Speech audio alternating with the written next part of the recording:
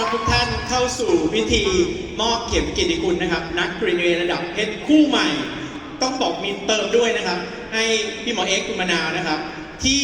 หล่อเท่และสวยที่สุดในประเทศไทยจริงไหมว่าจริงไหมวันนี้แบบสง่าราศีออร่านี่แบบเพชรคู่จับนะครับยาวไปยัน FCA แน่นอนนะครับนี่แบบสุดแน่นอนต้อนรับทุกคนที่มาร่วมงานนี้นะครับโดยเฉพาะเพื่อนใหม่ไม่แน่ใจใครเพิ่งมาเคยเข้างานฉลองแอมเวย์แบบนี้ครั้งแรกยกมือผมดูหน่อยขอไฟนิดนึงครับยกมือหน่อยลุกขึ้นยืนนิดนึงพวกเราคนนี้นะต้อนรับเพื่อนใหม่ด้วยเยอะเลย